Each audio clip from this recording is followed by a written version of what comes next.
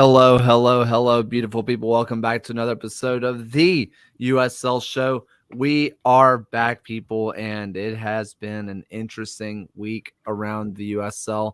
Kind of boring in terms of results. Things kind of went the way you thought they would, or maybe they didn't. I don't know. We'll talk about it. John, how are you, man? Doing well. I love an intro where we just immediately boring results. Yeah. I mean, the Sun are doing interesting things, and we'll talk about that. Alan, welcome back. How are you? Strong win, and the referee was an absolute abomination. That's how I feel. After we call foreshadowing. We'll get there soon. Phil. I can't top that. No, I'm sorry to have missed last week's episode, but I was traveling back from El Paso. It was nice to be back in the Sun City, and enjoyed. I don't know if the results were as chalked as you made them out to be, Caleb, but I enjoyed this weekend and excited to talk about it. I mean, it was certainly something. Ryan, how you doing, man? Good. I guess for another misadventure of me at the grocery store, I bought the wrong flavor Cheez-Its this week.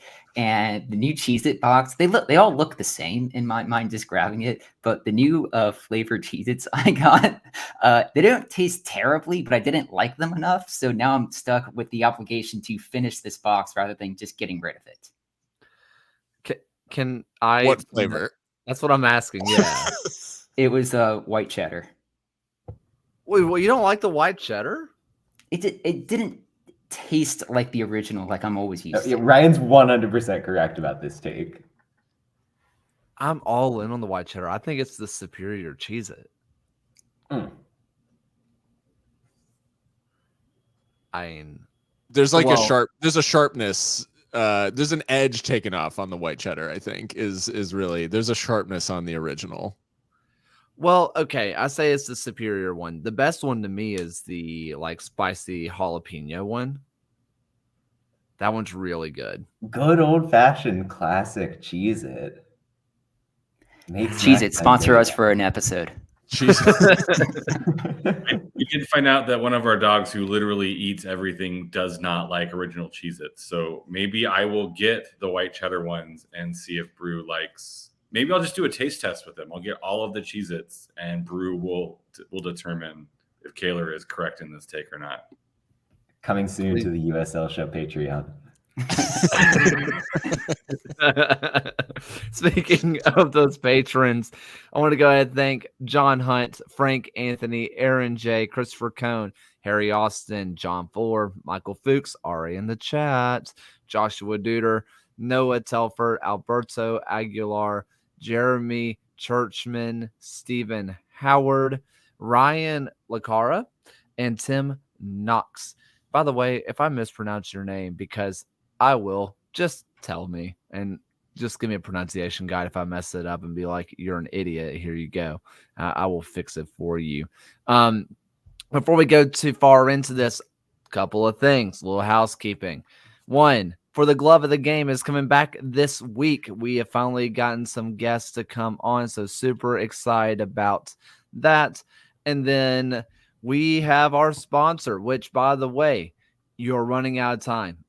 If you do not post your goals username in the next 2 episodes, that includes for the glove of the game, you are not going to be eligible to enter. So keep that in mind. If you're wondering, Kaylor, what are you talking about?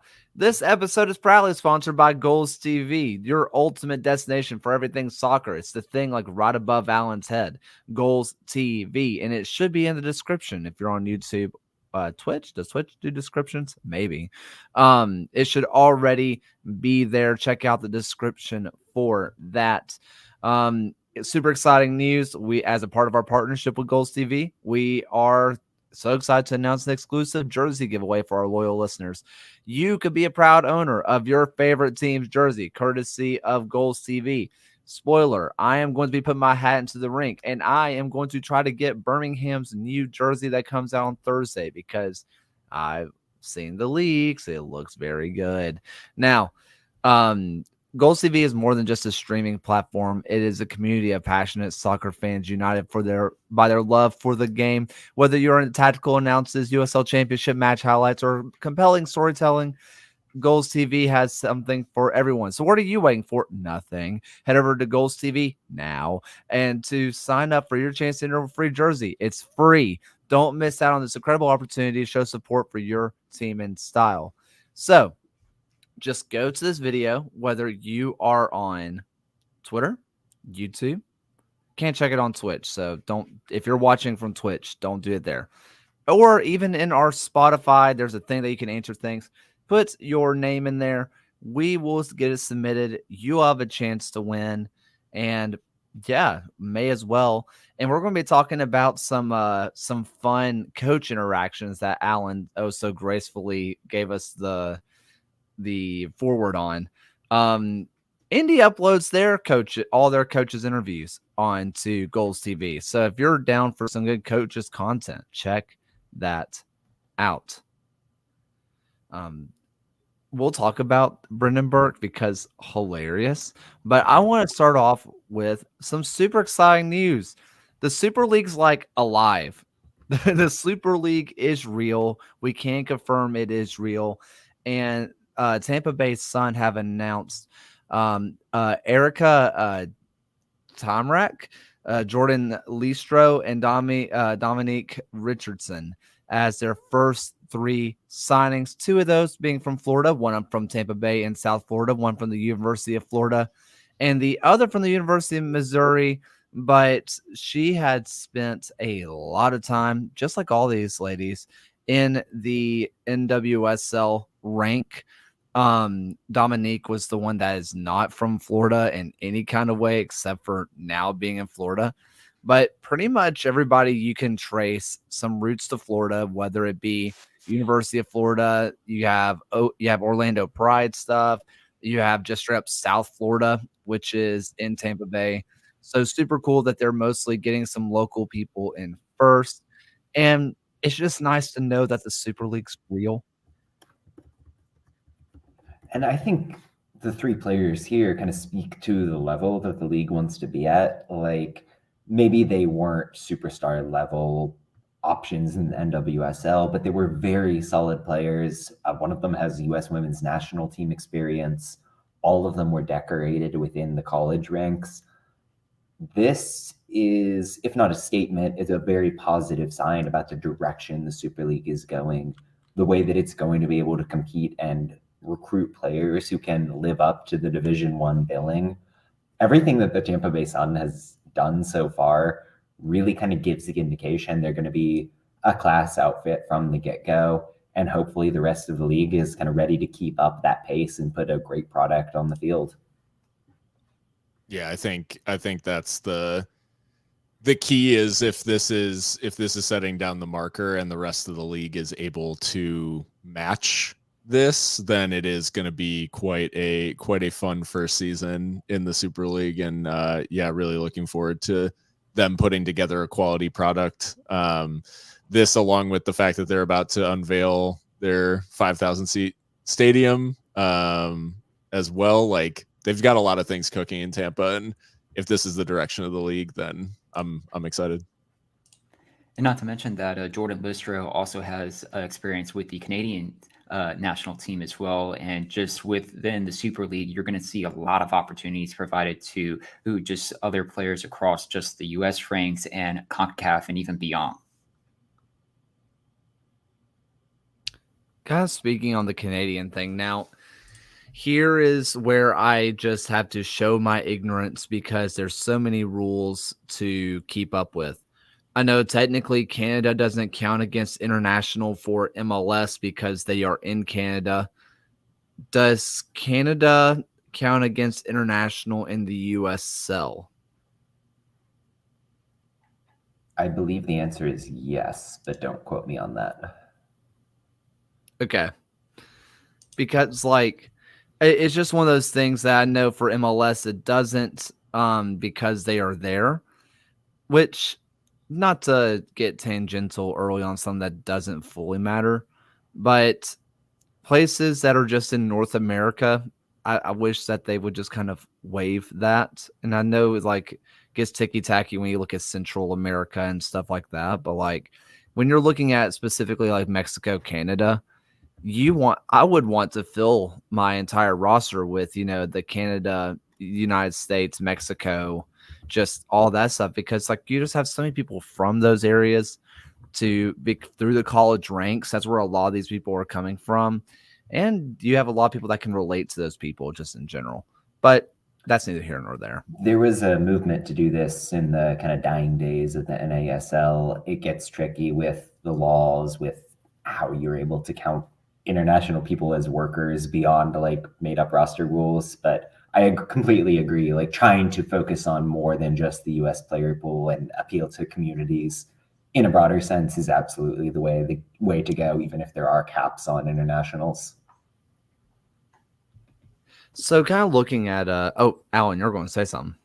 I was just going to make a terrible joke about how a source inside the USL show stated that Canada does count against international spots, but he refused to go on record. So keeping his anonymity.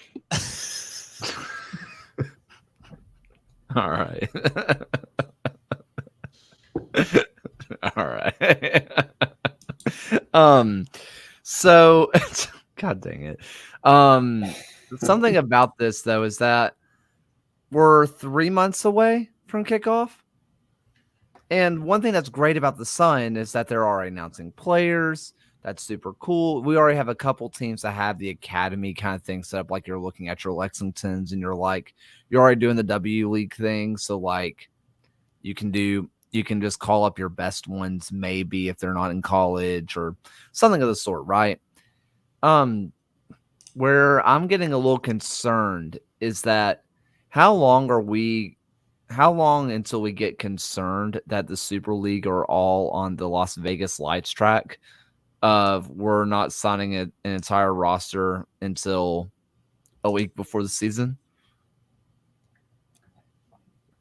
Yeah, I mean, go ahead, Phil, on this. Oh, I was gonna say it is like, it's a concern. I think like there probably is quite a bit of business like going on in the background right now that they aren't announcing. I mean, the Sun announcing 3 players at once is obviously like indicative of the fact that I think there is more serious roster building going on.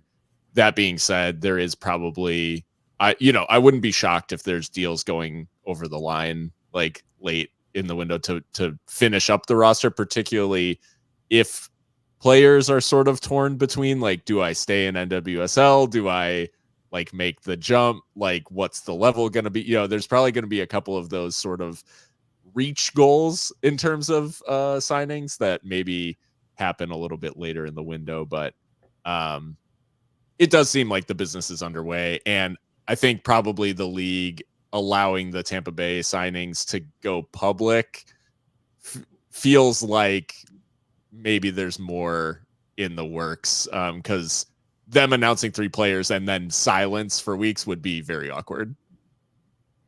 I think there's also a kind of first player in club history effect where these teams know where they're positioned in the market. They want to be able to come out and say, look, we're bringing in people who either have the community relevance like you're seeing with Tampa Bay, or they bring a kind of name brand to people who know the sport and know women's soccer. 100% agree that probably most teams in the league have at least a handful of players already. But I think it's also odd with like the start of the NWSL season, the way the calendars aren't aligned. You kind of have to wait to see how that ended up shaking out in terms of who signed, who didn't. So a lot of balls up in the air right now, but I kind of trust the process behind the scenes. Something I guess I think about a little bit is you kind of talk about how the 2 Division 1s don't really line up schedule-wise. I feel like that's a positive for the USL Super League right now, because the players that kind of fall through the cracks that don't get picked up right away, they immediately have a Division I landing spot if another team wants to come through for them.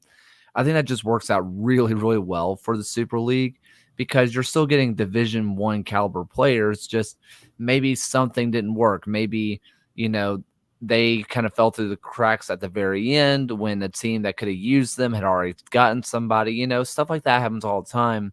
I kind of see it as a massive positive for the Super League. And I wonder if that's going to be something that they're going to keep just for that very reason, that they can just kind of get the little bit of drip that comes out of NWSL.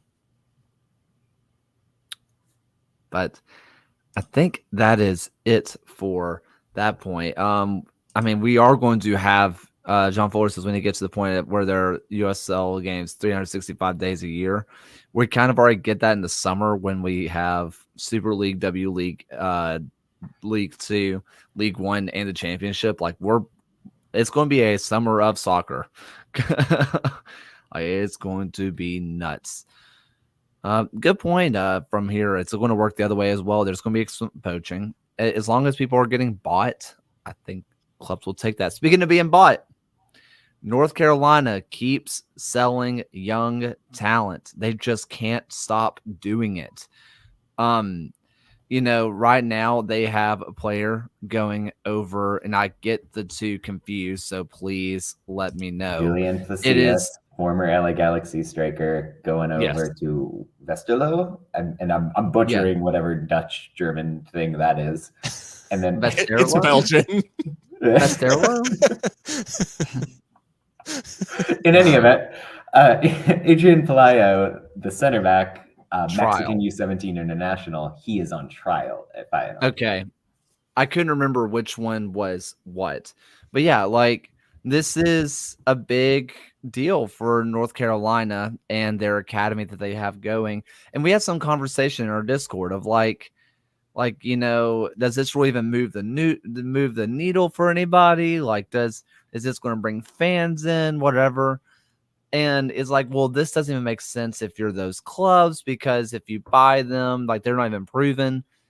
The number that, let's be brutally honest, the number that is on these price tags are so low for those kind of clubs that are in the first tier, second tier of a major European market, like your Belgiums, like your where's Netherlands, stuff like that. It less than 100K is just a punt. That is a rich season ticket holder wants to have some fun. You know what I mean? It's just a straight up punt, and it doesn't matter if it doesn't work out. They can release them, and someone can correct me on this, but unless North Carolina puts in a sell-on fee, I think technically the team that buys them, whether it be Feyenoord or whomever, technically gets the discovery sell on later because they didn't go through an academy in Europe, I believe is how that works. I think you raise an interesting point when you kind of start that question. I would bet that North Carolina is fiending to get a sell-on fee for these guys, knowing that we're going to sign this guy who kind of shown in MLS Next Pro. He's going to be in carry for about 6 months, and then we're going to attach a sell-on fee. Talk about turning in a quick profit.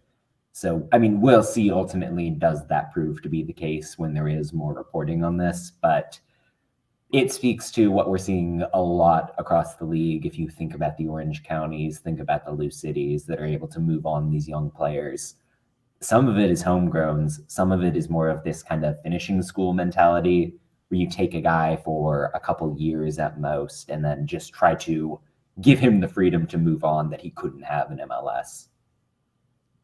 Interesting side note here. Well, first is that I do think it's kind of hilarious that this gets announced or kind of comes out via Tom Bogert on social media right around the time that North Carolina is kicking off, and Palacios scores for a team that has really struggled for goals, and it's basically hey, good news, this guy's not gonna be here.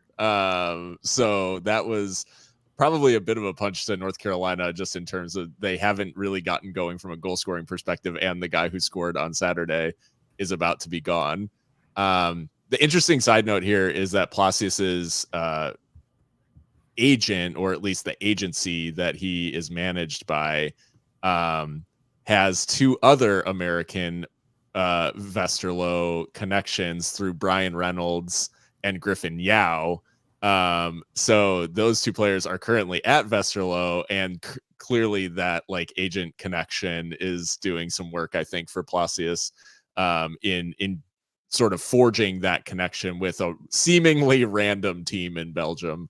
But yeah, it's it's an agency that has also taken the likes of like Joe Corona and when you're thinking like down the line of what other USL players are there, Jacobo Reyes and Noah Dolenmeyer both represented by that agency. So interesting potential when you're thinking of future European prospects in USL. This is clearly an agency relationship that exists, but for Palacios, I think it's an interesting opportunity, and clearly a couple of young Americans already plying their trade over there.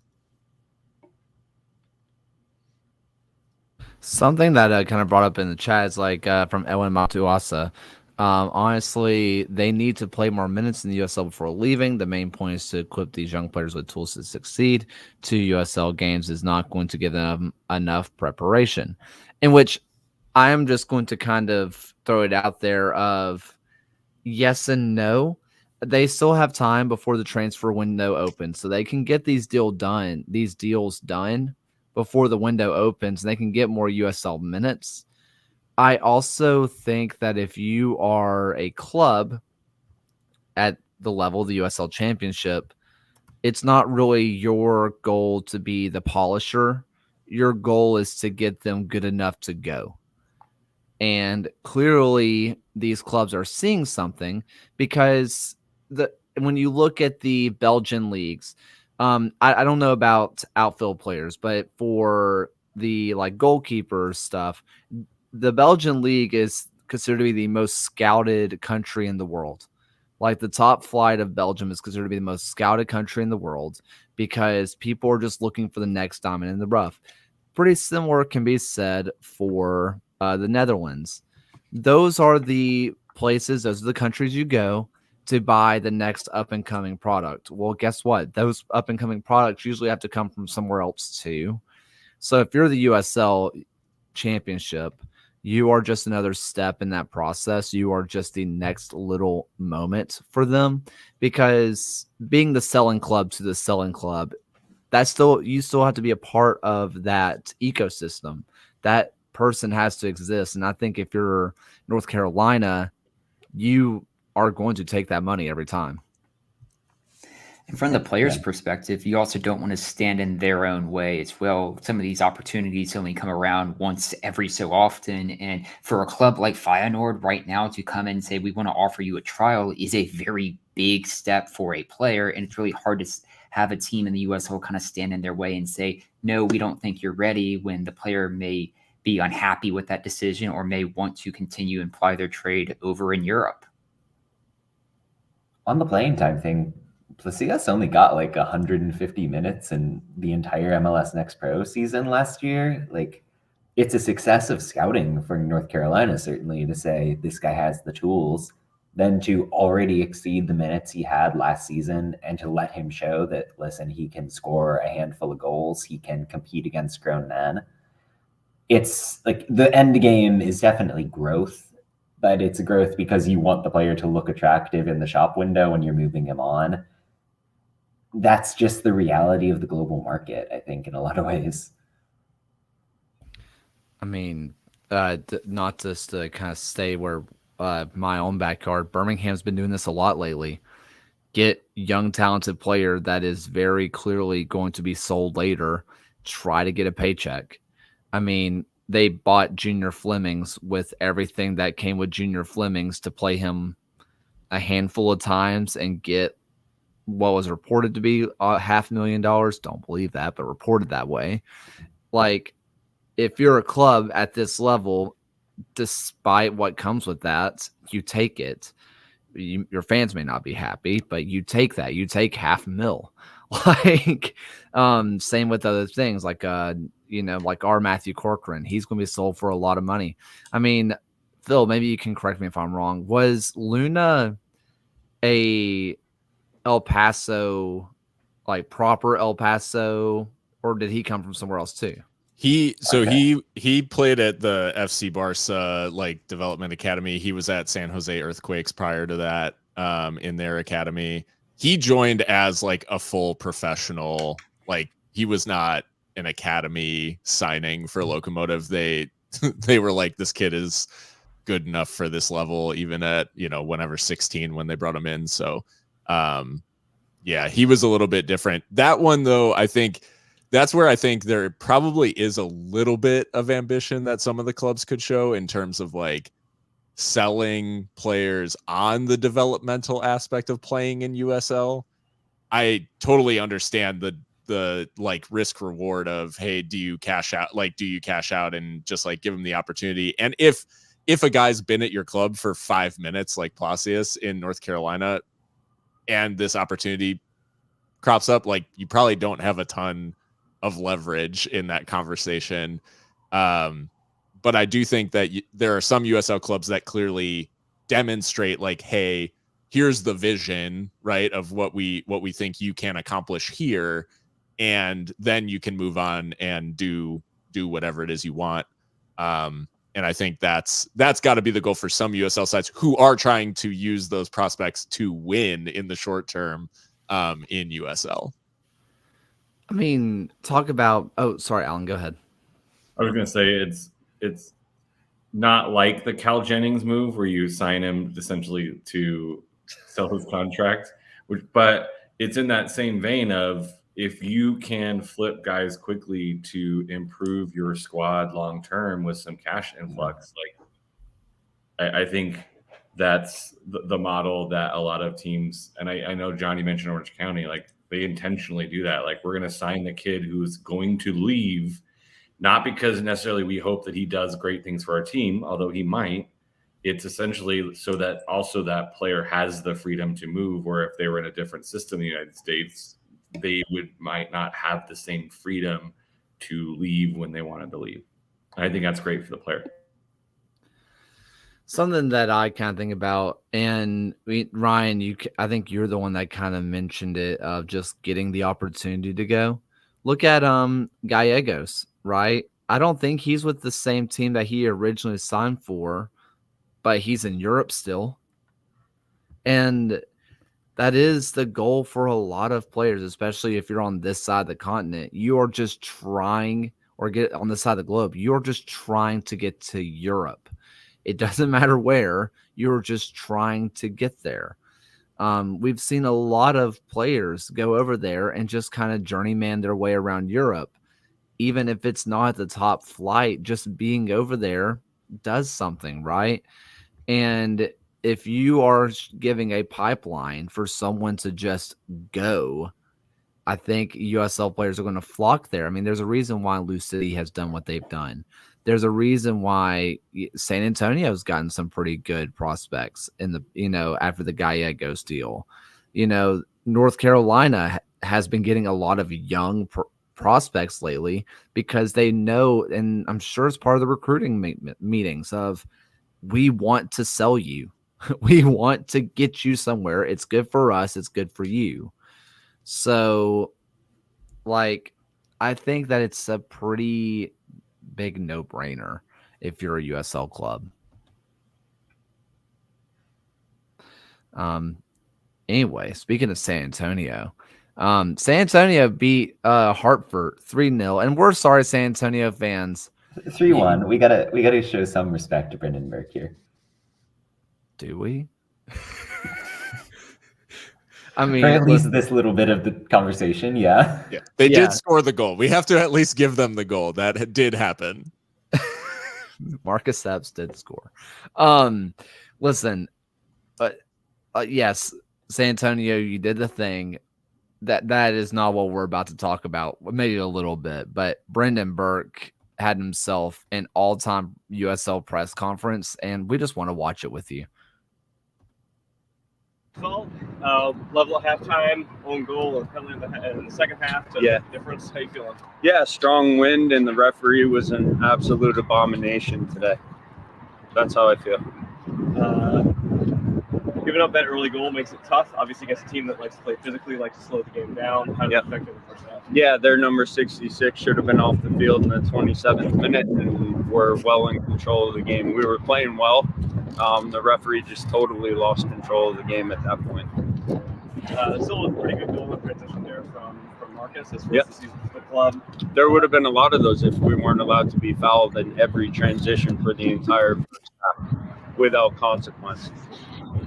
Second, as halftime, you made the change, bringing up Jay, bringing Joe Schmidt. Thought behind that. That was an injury. How's Jay doing? Okay. Yeah. 2 losses now with the cup and this one. Want to turn things around. Tough games on the road going to Louisville and Charleston. How are you feeling about this? Yeah, we're playing 3 top teams. We weren't at our best today, but we were still better than them in the first half. And again, the referee just flipped this game on its head. That was 3 points for the referee.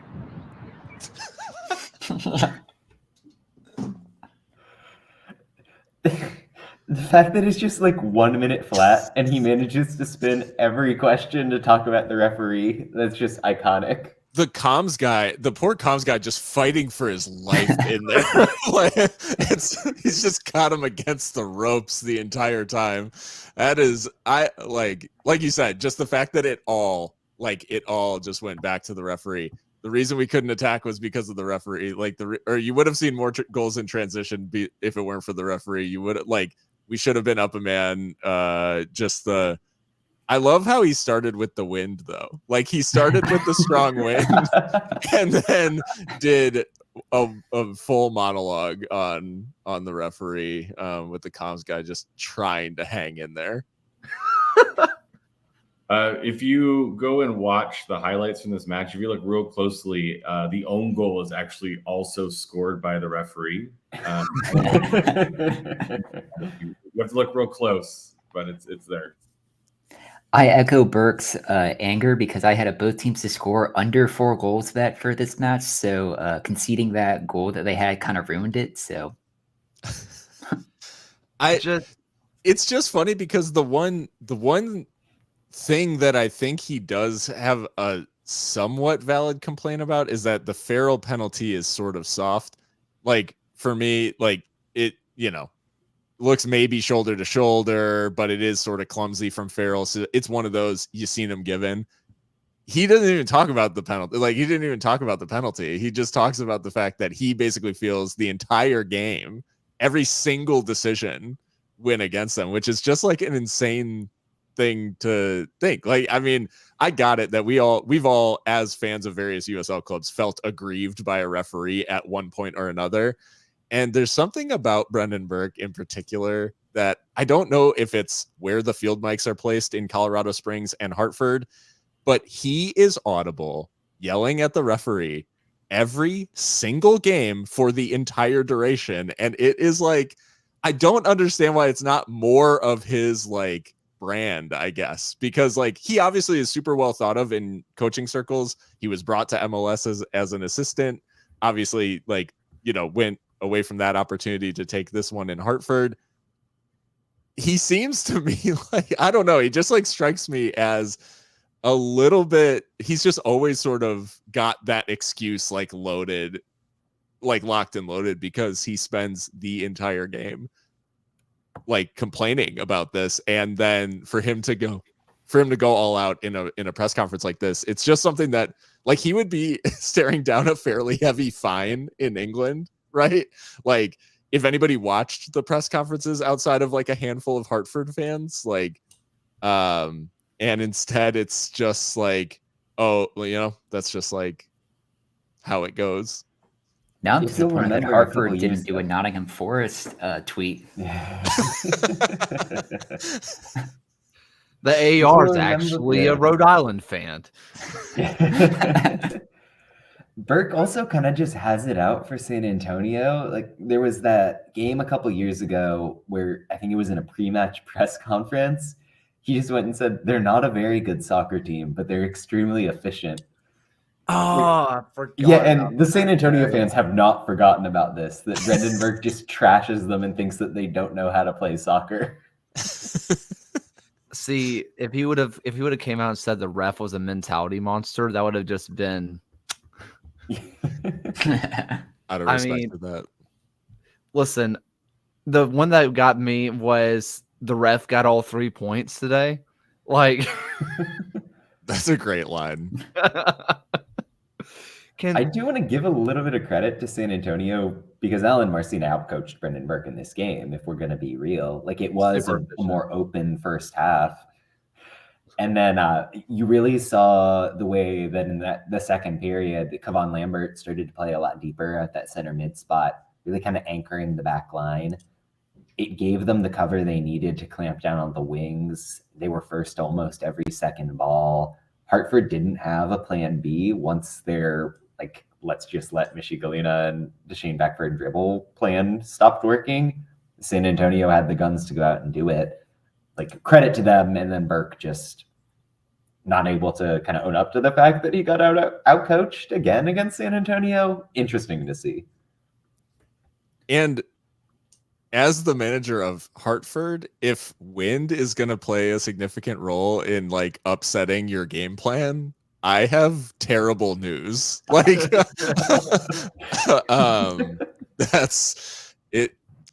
You know, Eastern Seaboard gets quite windy out there. So, anyways, I think like for all the as much as it pains me to give a lot of credit to San Antonio, they played a great match, and I think like we talked about the last time I was on, so probably not last time, but a couple of times ago, we talked about the fact how Silva and Hackinson like weren't getting as involved and like had trouble getting into games. Silva back in on the left wing, like in wide areas and really able to cook, like, and that made such a difference on the opening goal, but really just what they were able to do in wide areas against Hartford just showed that they had Hartford sort of pegged. And it made it where Jay Chapman, who has to come off at halftime due to the injury, him and Asiedu, who Burke has really relied on to cover all of this space, Marcina just really overloaded the midfield area to the point where those two guys could not possibly cover it all. So it was a Sophie's choice for Beckford and Galina and Epps to say, like, either you have to drop back or defend, or you're going to concede some goals or at least some good chances. And in the end, San Antonio, I mean, create 4 big chances across the match, outshoot Hartford, and sort of undo them with a pretty savvy game plan, I think, from Marcina. This is just completely random, but like, Brendan Burke, when I talked to him, very, very nice guy. His just general demeanor freaks me out. Serial killer eyes. Those eyes are unsettling. He looks like he's gonna like stare through you and like put a laser through your brain. Also, maybe this is a little bit because all I watch is Food Network and stuff, but he definitely does just dress like Guy Fieri. So like, combine the two. John, you know what to do. I hate that I'm tagging like that, but yeah. You know. I think you can even put the frosted tips on him. He's already spiked. I can see it now. Oh man. Yeah, that was that. Brendan, I don't know. Like, the Jay Chapman injury was the only time he didn't mention the ref, so I guess that's how you know it was somewhat serious. How's Jay doing? Okay. Yeah, he does. Credit. That was the one time. That was the one time that, you know, the comms guy went from just face guard, like just trying to keep the blows like from going straight to the dome, and was able to just land a quick jab of how's Jay, and he kind of caught him flat-footed in that moment. But no, that was just the yeah, the intensity of that was just deeply unsettling. It was hilarious to watch. I'm sure it was not fun being Hartford's comms guy in that presser. Hartford's comms guy having a bad stretch here between the trying to own Rhode Island with the GIF and then this. Man, I literally quoted it when it happened, but the cardinal rule of soccer Twitter is don't mock your opponents until you've also played. They didn't listen. And they lost in an arguably much funnier way. Like, I think that's what got me. Not even arguably. Just a lot funnier. Oh, bless Hartford. Let's go ahead and move on. And while I am getting this up because not organized, let's go ahead and get into some Tactics Show. Kind of speaking of Brendan Burks, let's talk about Colorado Springs a little bit. Maybe. Show where this week I want to talk about Colorado Springs and the way that their new return to a 4-2-3-1 shape really powered an offensive outburst against Indy 11. Some of that dynamic came down the right side, where Matt Mahoney often played narrow at right back, and he helped to link with forwards like Juan Tejada at that second striker spot. Still, the dynamic that defined the left wing was really what carried this game for the Switchbacks. Matthew Real, on loan from Philadelphia, made his debut at the left back spot, linking with Aiden Rocha from the central midfield and Yosuke Hanya at that left wing role to really challenge Indy and give the Switchbacks an offensive impetus they haven't had all season. You see some of the interplay here. Note how Real makes that underlapping run with Hanya. Note how Aiden Rocha hugs the sideline to provide variety for Colorado Springs. This is a level of fluidity, a level of flow that we simply haven't seen from much of 2024 from this side. Ultimately, because of that motion and because of the two-striker dynamic they maintain, the Switchbacks are able to score almost instantly. You see some variation here. Note how the forwards are both getting involved down in deeper areas to get play into the final third. But still, Colorado Springs maintains movement in higher areas. Both fullbacks are engaged, Hanya makes a striker's run, and it ends up with a shot on net. This is a team that used that flexibility to really up their defensive ante as well. Again, you're noticing Real, you're noticing Hanya, those left-sided players, really making a difference in cutting off Indy before they can hit their speedsters on the wing. This is defense turning into offense, and let me repeat, it's a level of spark we haven't seen all season from this team. Now, there were some foibles going the other direction. If the defensive rotations were slow, you could often see those fullbacks get isolated. That's the case here, where Indy is able to get a 2-on-1 against a lonely right back to equalize the game. This game ultimately ended up in a draw, marked by snow, marked by a red card in the second half. But for me, it really was good progress for Colorado Springs. This is the shape, this is the personnel they ought to rely on down the stretch to get back into the mix in the West. All that said, that gives you a 1-1 draw between Indy and Colorado Springs. Two teams that are just really sputtering. But like you mentioned, John, maybe there's a little bit of hope coming out here for Colorado Springs. Indy, I'm not so sold on. I did appreciate the Burkean reliance on a weather excuse for some not quality performance and highlighting a referee decision in why Colorado Springs. So I felt John really on point with his video there. I also do want to point out two former San Diego Loyal strikers scoring the only goals in this match. So for some of the San Diegans in the crowd, there was a little bit of what's the word I'm looking for? Sadness, but also Damas scoring his first goal of the season wasn't something that I think we would have waited this long. Maybe he's not having, obviously not having the greatest time in Colorado. But yeah, I think it's positive for things to come from Colorado, getting their first point of the season. So, and hopefully Colorado Springs isn't this year's Las Vegas Lights where they don't do well. So appreciate it. There was a moment during, like, as the Locomotive game was starting against Tampa Bay and Colorado Springs was leading, we were having a conversation on the live stream about we need Colorado Springs to not get a result here, otherwise Locomotive will go bottom of the table. And we're grateful for the Indy equalizer. But yeah, Colorado Springs, definitely a lot more to chew on there from them. I think it was a bright performance.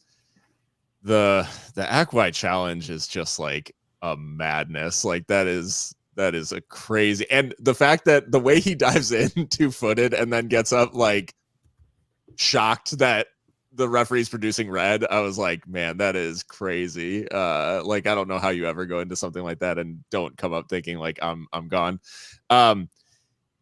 Indy,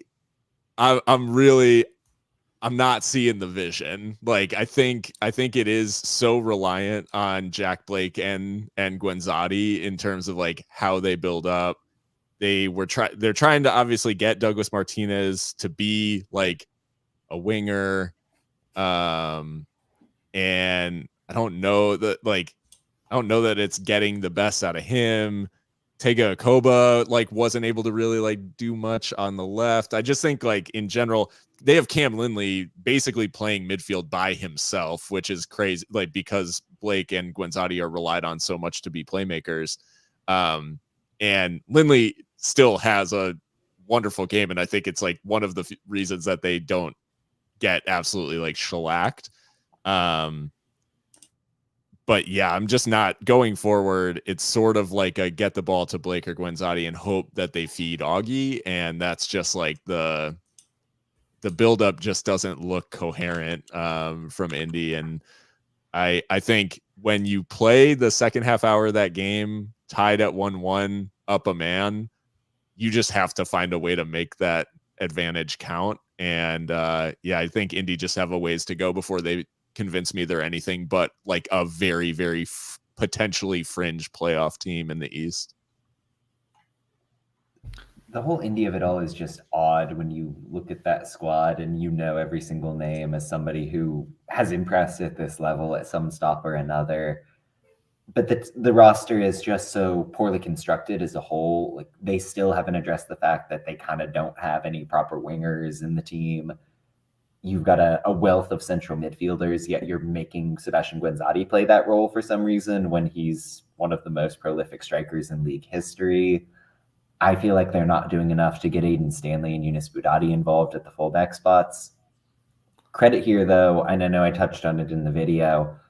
This was the first game where Colorado Springs felt like they presented an actual threat. A lot of that goes to Matthew Real, who made his debut. He's somebody who debuted with Bethlehem Steel when they were a Brendan Burke team to keep that through line going. Obviously, you've still got the kind of really the technical stuff for the switchbacks is a lot of the Burke school, the coaching tree that he brings over.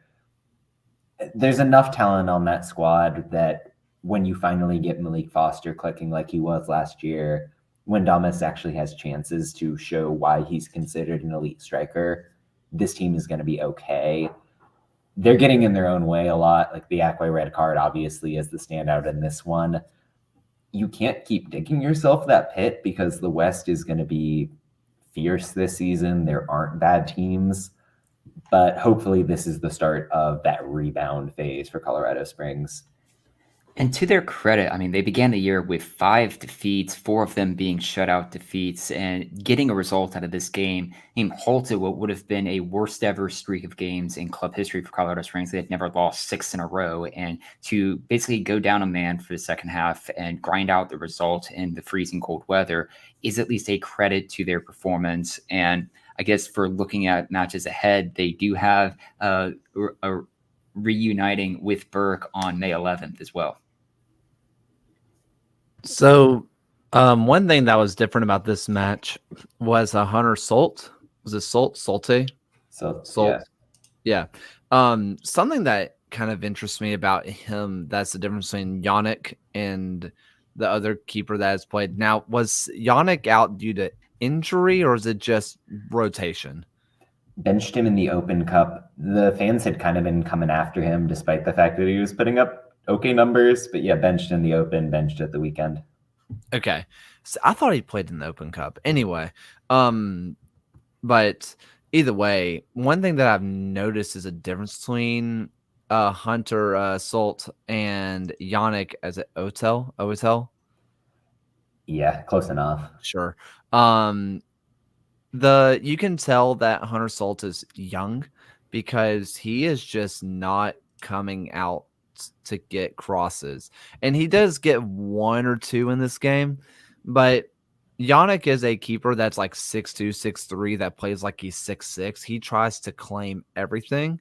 Meanwhile, Hunter Salt is just, I don't know if he's necessarily afraid, but it seems like he's not necessarily comfortable with the box with grown adults in it quite yet. And it's one of those things that there were a couple of moments in this match that maybe Indy stayed under pressure just a little bit longer on a ball that he could have came and collected, that maybe Yannick collects himself. Now, there were a couple of saves in this match I think Hunter gets to that Yannick doesn't. So take one or the other. Which one would you rather want? Would you rather save the ball? Obviously. But also, if you're a young goalkeeper, coming collecting those crosses, really taking care of the stuff that's in your six, that's reasonable, obviously. That takes a lot of pressure off, and I'm not saying it makes the score line any different, but it makes the vibe feel a lot better for Indy. What's interesting with Solt, I mean, the guy's 6'7", like he's got size beyond belief. He spent a lot of the preseason with Phoenix Rising. People thought he maybe was going to end up getting loaned down there. Really quite poor reviews at a camp from what I heard, that he didn't impress at all with Phoenix. He ends up in Indy when Sean McCauley kind of starts to bring in his bucket load of MLS loanees.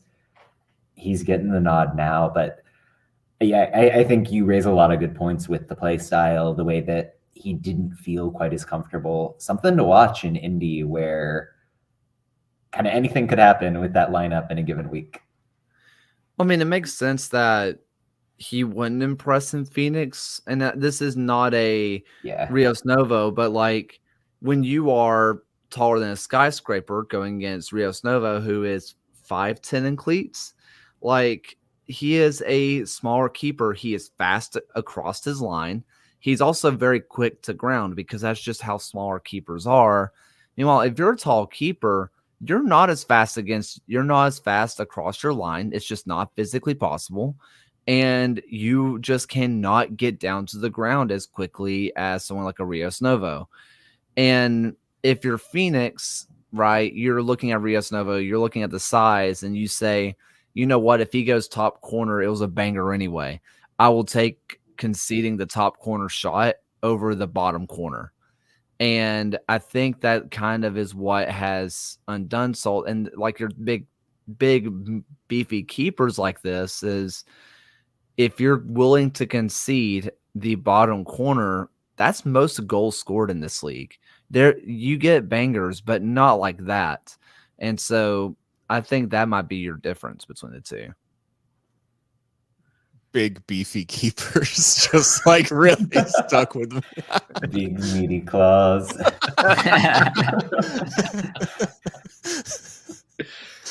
You know what to do. No, I've already hit my quota of one cursed Photoshop for the day. It's hilarious.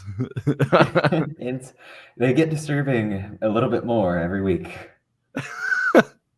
I hope there's people that are definitely following you with notification on that do not follow the USL show whatsoever and are just getting these. I maintain that if anybody I'm just seeing it. Sorry. If anybody follows me with notifications on, that's a terrible decision. Like, I tweet way too much for that. Bless. All right. Are we ready to get into some predictions? I have two things. Two things. The first is I have to put it on the record that anyone that is comparing the Torres goal and the Navarez goal needs to stop. the fact that they had a fan vote to determine which was better when one was scored from nearly 30 yards further back and from the wing, it's not a contest. I'm sorry. And I had to put that on record. The second thing, and it absolutely pains me to say this, Greg Hurst is looking like that guy for New Mexico United. And I hate to say it, but he is one goal away from his entire season tally from last year, and only 3 goals away from his best season in USL Championship for Phoenix 2 years ago. So I think we may be about to see Greg Hurst back in the form of the striker that got him signed by Phoenix in the first place. The one that was Narvaez, that one, I'm gonna be honest, I'm getting a little mad at that one because it was just kind of labeled, and both of them kind of make me mad because they're both just kind of labeled as keeper howlers, especially the El Paso one. And what God-loving world does the ball travels 75 yards in the air? Like, there's no way that a keeper should be on his line for that. That's objectively worse goalkeeping. You simply cannot defend the fact that he puts it in the corner, in the corner of the goal from 75 yards. Imagine a dude kicking a 75-yard field goal. You can't. That is the level of accuracy that is required in terms of hitting that ball into the side. It's an obscene goal. Locomotive did not deserve anything like that to happen on the night. But yeah, to put it on FAR is truly insane. And I will give credit to the Torres one too, because he places it basically in the one spot where it wouldn't have been easily caught. Because and I'm forgetting, I'm spacing on Tulsa's keeper because I think they changed it wrong. Because they're in Rogovan, because they're in a platoon situation. But anyways, he places it just high enough where it drops in below the bar, but over his hands, and it's just truly unsavable. So yeah, anyone labeling those as goalkeeper howlers, come on, allow yourself to live a little. Enjoy life. Was it windy though? There was a strong wind, and the referee was an abomination. So I cannot believe that the ref just squared it up from 75 yards out. The referee shouldn't have allowed him to take the free kick that quickly. That was really the issue. Let me take on the Greg Hurst one real quick. I would think it was New Mexico's second goal, I want to say, where they play that ball over the high line. Hurst makes a perfect run and just gets this slight first time touch to dink it over the keeper. You got to be in a confident position to think about that run, think about that finish if you're Greg Hurst. That's what we saw from him when he was really rolling with Union Omaha. I think it speaks to what this system is doing for him, the way that Eric Will has this team going. I think New Mexico is really legit in a lot of ways, and Hurst being that threat up top is a massive deal for them. I think I said it on this show for the first episode of the season, where I thought Greg Hurst was going to be on fire this year because of his first goal versus Pittsburgh. Last year, he gets a touch around defender, and then it gets a little sloppy at the feet.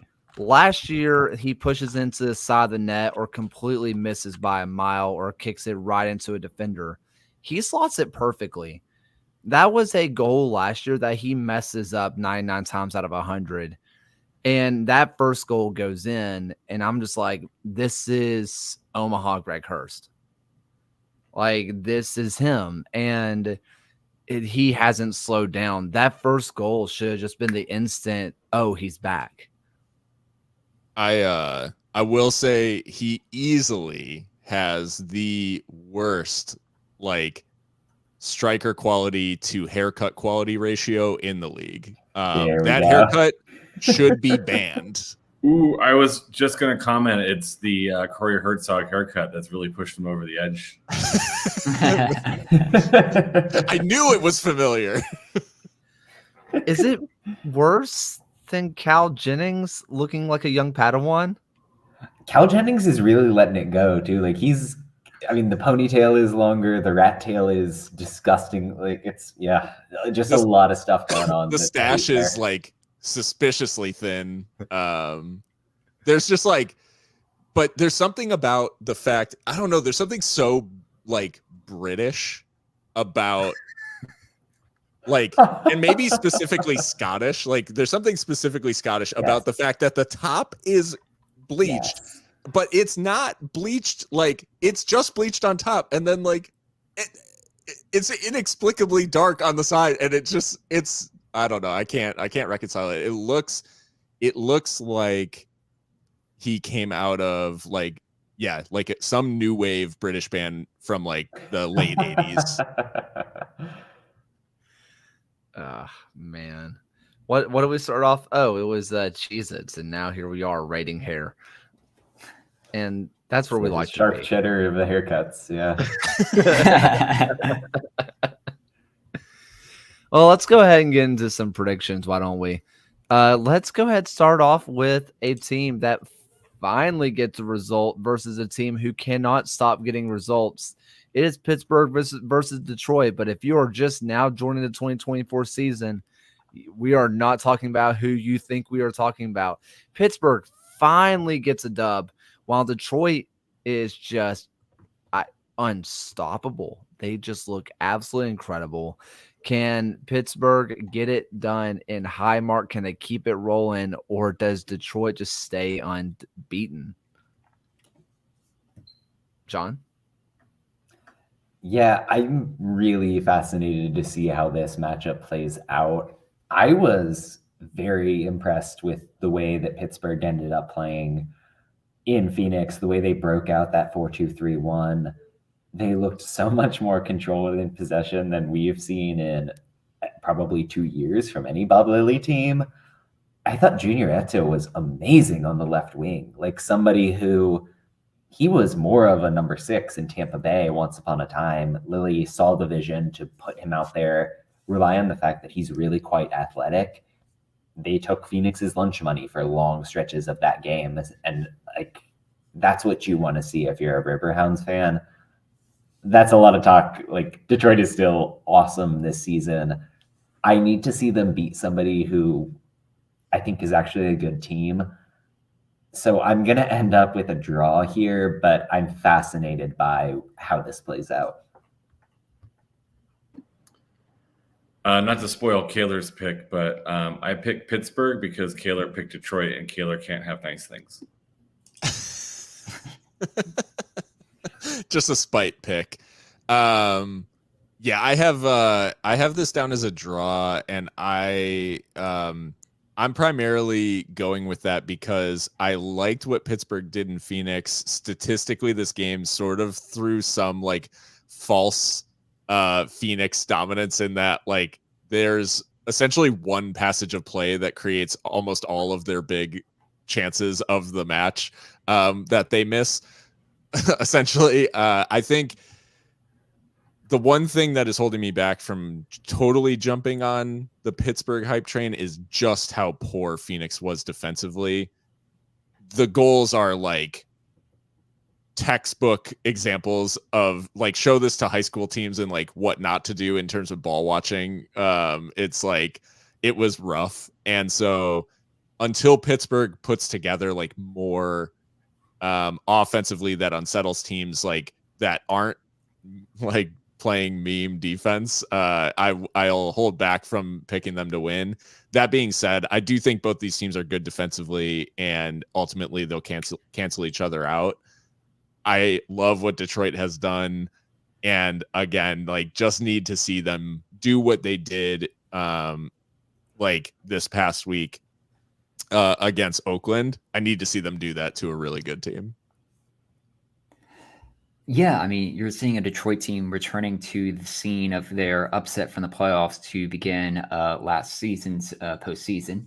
And it's a Detroit team who from last season were shut out 16 times, including 6 times in a row to start the year. And now they've scored in the first 5 games to begin the year with 5 consecutive wins. I think Pittsburgh got a much needed result that they had over the weekend against Phoenix, but this is still a very good Detroit team coming into Highmark Stadium. But I'm going to pick a draw for this one. For me, if you haven't heard, I'm taking Detroit. My biggest thing for this is that I don't think I'm going to believe in Pittsburgh until I see Robbie Mertz really go. He's been disappointing this year. And while I love Keziah Sterling, like I absolutely adore everything about Keziah Sterling. You have to get something out of that right hand side, and like maybe it's Sample, maybe it's Suber, but you got to get something out there because if you just become so one-sided, a team that's as well drilled defensively as Detroit can just take super advantage of it. I am taking Detroit.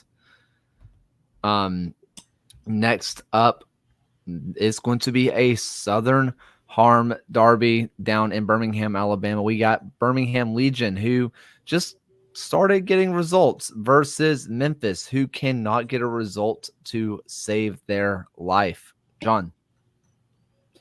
Yeah, I feel bad for Memphis in this one because I think that they've played okay soccer a lot of the time. They've really been struck by the red cards that affected both of their fullbacks. They've not had the fully available suite of players they want. They looked all right against Monterrey, but they just lack that little bit of execution you need at both ends. I don't know what to make of Birmingham on the other side here. I think that Tommy Sohn has made some really smart changes. I think he's figuring out how to use this roster. I don't think that we're ever going to see a week like that again from Stefano Pino up top. And I'm just not fully there yet on the Legion. So I'm going draw on this one. Yeah, I want to kind of echo what John was saying in that I'm not sure either team has enough to win. And so I'm going with draw because I'm not sure what's up with those teams.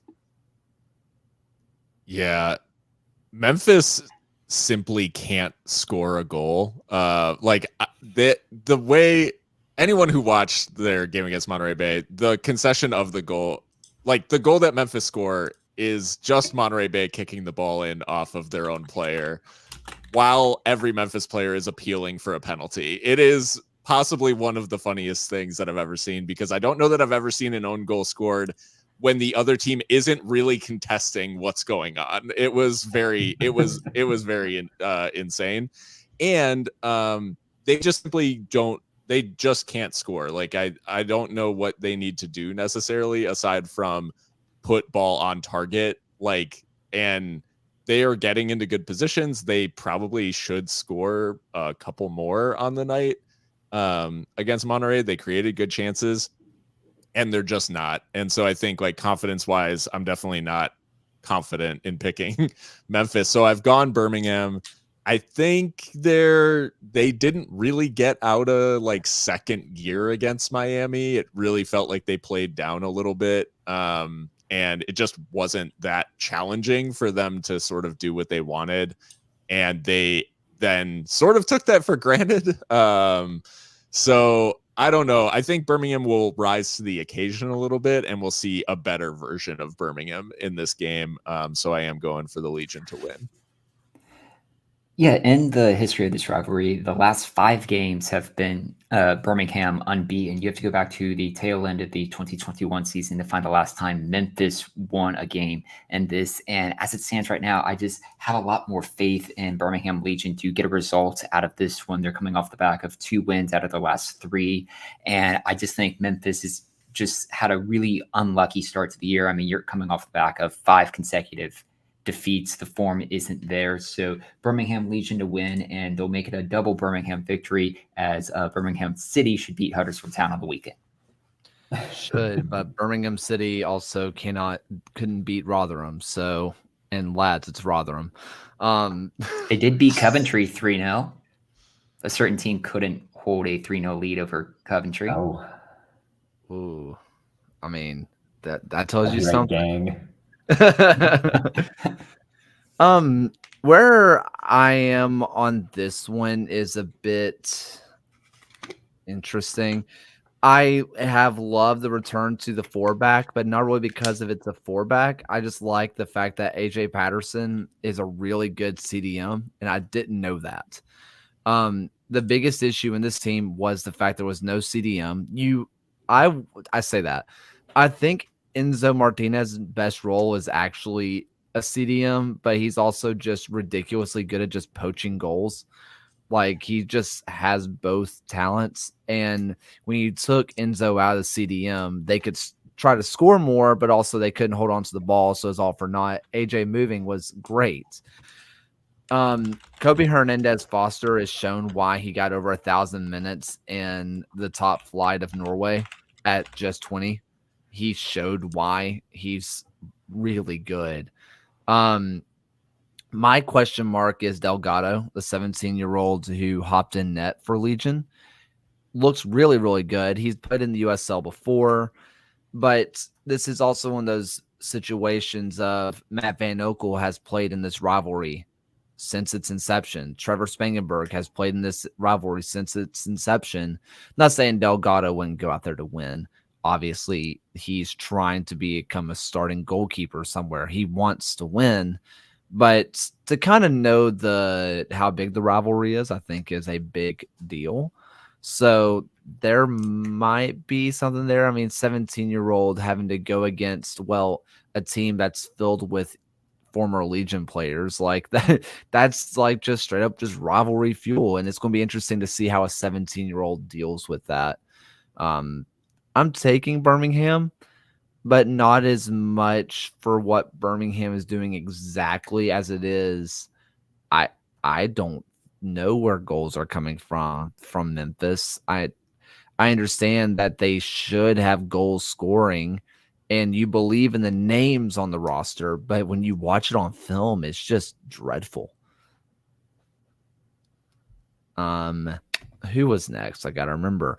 Orange County versus Monterey Bay. Speaking of that Monterey Bay team, yeah, they get the hilarious own goal, and then suddenly they get 2 goals and just absolutely dominate the game. Meanwhile, Orange County, they kind of got Sacramento'd. We kind of mentioned it last week. Sacramento was probably a little embarrassed from getting scored on by goalie, and they took it to them. Just absolutely took it to them. Can Orange County bounce back, or can Monterey keep this hot thing going? You think about that first goal that Sacramento scores after 16 seconds. It comes down the Orange County left, where Ryan Dogman, who was unbelievably good at left back last season, has been out with injury. Charlie Asensio, who they brought in to be the backup left back, out with injury. They're kind of just using Ashish Chadha there, and he's done well, but he's an attacking mid at heart. That's a weakness where this Monterey team is so fluid in the way they move. They're so smart about sending Tristan Treger into the channels to take advantage of those sorts of opportunities. I'm kind of all in drinking the Kool-Aid with Monterey right now, so I think they go into a tough place to play and get the win. I wouldn't be shocked to see it go the other way, but I don't know. Frank Yallop killing the game this season. Yeah, I picked Orange County a couple times this season, and they kind of hurt me last time. I thought they would do well against a Sacramento team, especially at home, and so now I'm mad and I'm picking against them. But Monterey's playing well. I think it is I'm going for a Monterey win. I think I talked about the fact that Orange County couldn't keep getting away with not generating any offense and still winning. They only have 5 shots the entire game against Sacramento. And don't get me wrong, Sacramento is one of the best teams in the league. They can absolutely shut anybody down. And I think Monterey do a good job of limiting what teams do offensively against them. Like, they have a knack for that. And if this Orange County team gets any more limited on offense, they simply won't score a goal. So the odds of Monterey winning go up exponentially. So I've got Monterey in this one. I mean, looking at this rivalry historically, Monterey Bay hasn't beaten Orange County since the 2022 season when they actually did the double over them, shutting them out on both occasions. I just think this Monterey Bay team is just something different, and it might arguably be their best team that they've had in their own club history. So picking Monterey Bay in this one, and if you get the bet in now, they're currently underdogs. I mean, when's the next Substack coming out, by the way? Should be this weekend. I'm trying to get it out Fridays or either Fridays or Saturday mornings. Cool. I think I took Monterey Bay anyway. I just kind of trust what Monterey is doing, which I feel like I need to just fully get into what changed from last year. Because other than Traeger, who I love Tristan Traeger, it feels like this roster is kind of a downgrade on last year, but it looks so much better than it did last year. I think it's a downgrade on paper. And then the two key changes, and sorry, I'm totally derailing, but getting Rafael Baca with that full preseason to get used to the central defensive midfield spot. They've never had a midfielder who can do any of that in the history of the club. And he's doing it with the skill and ability you'd expect of somebody who was in Liga MX for a decade. Then Carlos Guzman, who they signed, and that's another ex-Loyal guy in the back line. He's played a little left back. He's played a little center back. He's been unbelievably good putting out fires wherever they pop up. Having that and then adding Traeger, the way he flows upfield, just makes this team click from back to front in a way that they never have before. Sometimes it can just be two players who kind of do the unsexy things that make everyone else feel a little bit more confident, and we're seeing that to a T this year. And kind of speaking of doing the sexy thing on the other side with Orange County, I think kind of what you were talking about with just how much they were scoring despite how little they were creating. Is it stupid for me to say whenever I watch them, it still feels like their offense is a little bit of screw it, Milan's down there somewhere, except he's not down there anywhere anymore? Yeah. I mean, I think it just feels a little disjointed. It's funny because for a team that I really love the midfield makeup of, it doesn't actually translate into much going forward, which is odd because most of the teams that have gotten their midfields right across the league create boatloads, and that's part of why. And for whatever reason, this Orange County team, they just become a little anemic, like when they get in, like into that attacking third, and teams find it quite easy, I think, to limit what they do. Olaski is obviously still a danger when he's in good areas, but they don't seem to get him into those areas with the ball all that much. Anyway, I'm taking Monterey Bay there. So all that said, Spokane versus Fuego. Spokane, who, hey, I am going to continue to eat crow. They are making me eat it. They are proving me wrong. This is a good-looking team. And, hey, if you can continue to ride Andre Lewis just not stopping hitting bangers, you can do that. Meanwhile, Fuego, I mean, you get one graphic posted about how Jermaine Jones has the album coming out, and suddenly I don't know where the next win's coming from. So I don't know, man. I think what impressed me the most with Spokane's last win at Richmond was the way they kind of changed up the game style about halfway through. Like, they played that classic possessive game that Lee Bateman has done so well to instill. The first goal they scored was kind of a masterclass in working it side to side, being patient, waiting for the defense to slip up. They've got that in their bag. And then they decided we're going to bunker in, we're going to absorb pressure, sit a bit deeper in these banks of four. And they, really shut Richmond down. This team has so much flexibility. They have a real vision throughout their game. And that's something you can't say whatsoever of Central Valley. Like, they just feel like they're picking 11 guys, kind of running and gunning and hoping for the best. It's weird because it's the Cup. You don't know. Maybe something weird happens, but I've got Spokane pretty confidently. Take a shot for glory, people. Yeah, Jermaine Jones has been part of some pretty substantial teams and some pretty terrible ones, like Ontario Fury of MASL, when they got hammered so bad by the Sockers that they had to change their name to the Inland Empire Strikers. All right. We got protagonists for all their MASL coverage. And yeah, there's just so many L's there that it's like that meme of the guy throwing the L's at somebody down there, up there in Central Valley, which is unfortunate. Like, you never want to see a team go through something like that, because I'm sure it wears on the team. But I think Spokane has done well to start the season off, and I think they just continue to beat a team that's really going through some stuff. And you hope that Fuego can turn around at some point and re-catch fire. But right now, there's barely even embers. Someone on Spokane. As a fan of El Paso Locomotive, I absolutely love to see another team going through something like this. The Jeff can't hurt you anymore. He just can't do it. Yeah, no, this is payback. No, Fuego are just all over the place.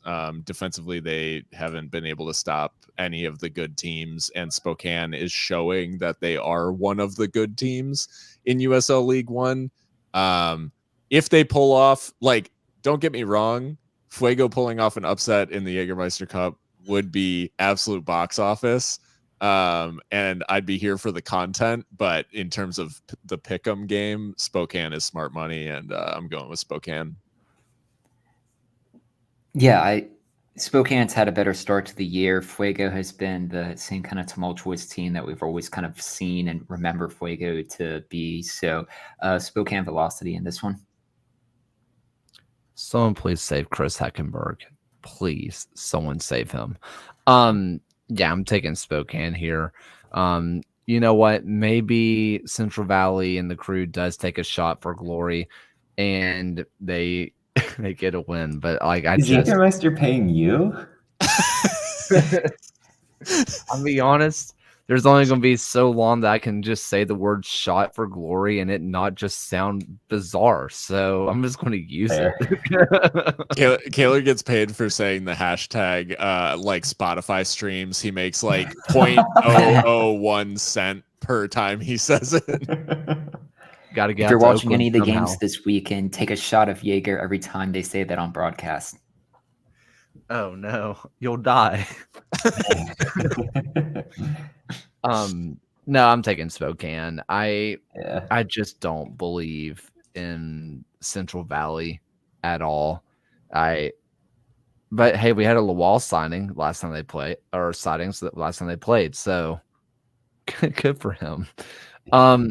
Last up, we have Tormenta versus Charlotte. Tormenta got just absolutely torn apart by Greenville. McKinnon, by the way, conversation for best striker across both leagues right now. Conversation. Wilson Harris just entered the chat, but yeah. Fair. Oh, yeah. MD Myers maybe in that conversation as well. Doctors in the house. Yeah. 5 goals in 7 games. I mean, if McKinnon could just stay on side, he'd have 12. But just that small detail of the rules. I mean, we brought up the FA Cup earlier. I mean, whatever. But on the other side, you have Charlotte, who I don't know. Maybe an Open Cup win can really spur them on going forward. Maybe that's kind of what they needed to really fully get into gear. Can Tormenta figure it out, or can Charlotte keep it going?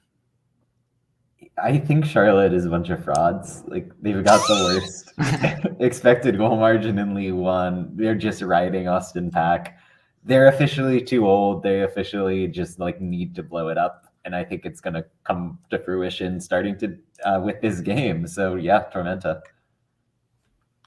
Should have kept Dan Kelly. Alan? They should have got somebody who's not 35 years old. That's what they should have done. Yeah, I went with Charlotte Independence against my better judgment of how I feel about that franchise in general. But that's who I picked. Yeah, I went with Tormenta partially because I thought Tormenta would be the unpopular pick just based on how they've been playing. But I think, yeah, I mean, to John's point, I think Charlotte controversially, I think they rode their luck to be finalists last year in the first place. I think that they've continued to have some of that. I think it will balance out over the season. Cream will rise to the top. But yeah, I've got Tormenta in this one, even off the back of what. Oh no. Big Jägermeister doesn't want you to know.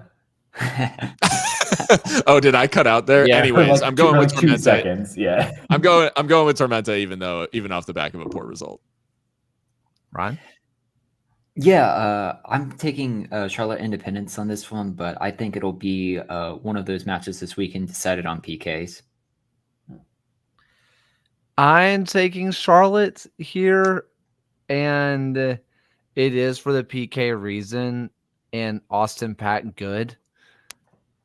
Like, I mean, listen, I'm all in on Ford Parker. Y'all know this, but Austin Pack is really good at penalties. Like, really good at penalties. So that is something that you just kind of have to factor in, because this one just has the makings of 0-0. I'll be honest. And if it was just a regular league cup or league match, probably should take the draw. But this is a shot of glory, and that's what we have for the predictions for the day. Final USL thoughts. Well, I guess I'll use this as a plug. Okay. If you are somebody who subscribes to Backheeled, you've got this year's edition of my top 50 players list coming. Turned in the draft the other day. It turned out to be 15 pages of a Google Doc. So it's quite a bit of reading for you coming this Thursday morning. Love that. I love it. Just another plug. I know Ryan, Allen, and Phil have been contributing with some protagonist stuff, so check that out. Alan, you mentioned like MASL and stuff. I love when Dan goes full like I discovered soccer thing, because seeing him just use protagonist in his own personal just to tweet about how cool MASL is always cracks me up. So if you I'm sure most of the people who watch USL have also seen some MASL, but if you have not seen indoor soccer yet, check it out. The finals are coming up. The wildest thing to me is the Sockers lost to Chihuahua Savage on Sunday after playing into 3 overtimes and scored the golden goal to force their 15-minute mini game. It's like their tiebreaker where they play 1/4 of a mini game to determine who wins the series. It's very enjoyable. There's penalties, there's power plays. It's crazy. If you haven't seen MASL, the finals coming up, go check it out. It should be a good one. Chihuahua Savage are great. Chihuahua Savage. They're going for a 2-peat, so check it out. I will double down on the plug with the protagonist stuff. So my weekly, well, nearly weekly because I missed a week due to travel, but my weekly USL Championship like recap article dropped today on Protagonist. So check that out if you want what I would call a semi-serious analysis of what happened on the weekend, because it's about 50% vibes, 50% actual stats. So that's sort of, which I think I bring that energy to this podcast as well. So if you like this, then you'll probably like that. Fair enough. And if you're this far into this episode, you don't hate it, so check it out. So How many hate listeners do we have? That's the question. Let's get the hate listeners in the chat. I mean, a couple years ago, it would have just been filled with Detroit City, but I was gonna say any team front office people in the chat are probably hate listeners. Oh, I know a good hate listener that might hear this, might not hear this. Definitely is going to get clipped. Just going to say it. I don't know. I think Bolt's a little washed. His Twitter game's not been like what it has been. That's all I'm saying. The pandemic changed him. I mean, you should have seen pre-pandemic Bolt. Different gravy, man.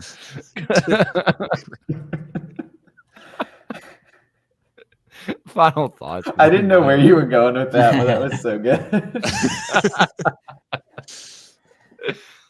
You have final thoughts for the night? Final thoughts. I guess I haven't talked about Top Chef enough since it's come back for this season. But I mean, ride or die. Like, I'm so into it. Wednesday nights booked for me. Do you have someone that you've latched onto? I'm big on Michelle. I love that barbecue energy. And shout out to Ben Clemens coming in with the raccoon in the chat. Check that out if you haven't. I've been tweeting about it way too much because it just made my life. It was so good. If people don't know, April 23rd is the anniversary of Fernando Tatis Sr. hitting 2 grand slams in a single inning. The fact that happens to be brought up anytime Tatis Jr. is on any national broadcast, but today is the anniversary. So it's like the most annoying day to be a Padres fan because it's like, did you know? It's like, yes, it's all anyone ever talks about. And I just hope everyone has a wonderful April 25th, which allegedly is the perfect date. It's not too hot and not too cold. All you need is a light jacket. The birth of that lovely meme from Miss Congeniality. So a nice week. I thought that was just describing the weather in San Diego year round, but true. I know we talk about it like practically weekly, but I'm staring on my second screen here at the Hulu homepage, on which as soon as we are done here, I am clicking play on episode 10 of Shogun, and I am beyond pumped. Episode 9 was absolute insanity. So yeah, I'm gonna watch that. Oh, and while I was traveling, I watched the new Fallout show on Amazon Prime. I love the Fallout video games, and I can say that I went into that adaptation with extremely low expectations, and it was exactly what it should be. So the Fallout show, for any fans of that franchise, or I have some friends who watched it who have not played the games and also enjoyed it. Jonathan Nolan, it's a very, very well done show. So check that out if you've got Prime. I mean, Walton Goggins, part of that show, is enough to sell it for anyone. I mean, the man's a national treasure of an actor. Walton Goggins and Kyle MacLachlan, like, come on, just throw me a softball down the middle.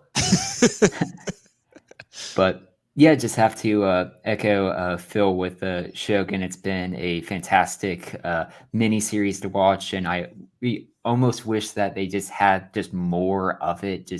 I'm not ready for the series and the season to end, but it's been a lot of fun.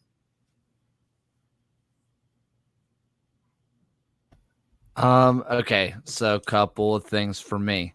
I'm just gonna give me just one moment. I am sharing. So scared. Chaos energy. Yes. Oh, okay.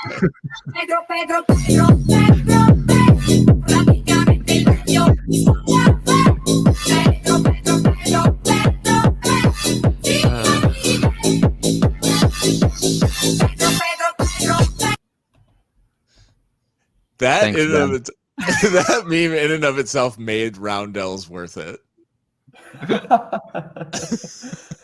I've legit watched that thing. I can't, like, upwards of 50 times. I cannot stop.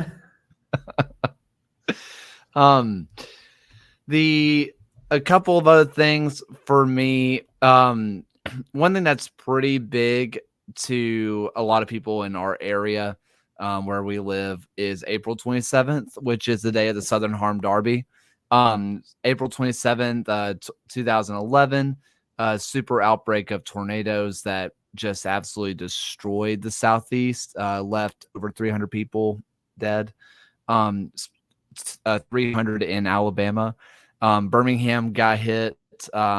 My hometown got hit, and we didn't even get the worst of it. Pretty rough stuff. And so for the Southern Harm Derby to be on that day, I'm hoping the club does something for that. But even so, I know there's going to be a lot of Birmingham fans and Memphis fans because it still hit that area as well as just the entire Southeast. They're going to have a little extra heavy hearts. So just kind of something to keep in mind when watching that one. In a much lighter and interesting note, I get a call from my principal today that was just like, hey, we are having to suspend a student. Her mom doesn't speak English, so I need you to be the translator, which I have, where is the bathroom Spanish, not your daughter can't come to school here anymore Spanish. So this should be an interesting conversation tomorrow. I thought you said this was a lighter note. I was gonna say, lighter note in the sense that no one's dead. At first I thought you were gonna say, Gaylor, we have to suspend you. We found your podcast. No, they found that the second week of school. That was not hidden for very long. No. Yeah, I remember I actually had kids 1-star bomb it on Spotify, which was cool. I was like, finally, real haters. Appreciate it. Your hate fuels me. Wonderful the mind of a child is. No, but I think the initial statement of what happened, I can do that. The issue is if she says anything back to me, I got nothing. So it's tough, real tough. Anyway, anything else? Anything final besides that? We all good? All right, just keep watching. Just keep watching the Charleston meme. It cracks me up, makes me happy. All right. Anyway, thank you all, and for the last time tonight, here's Alan's voice. Thank you for watching another episode of the USL Show. The USL Show is now proudly part of the Protagonist podcast family. Please go to protagonistsoccer.com to check out more work. Thanks for stopping by, and we'll see everyone again next time.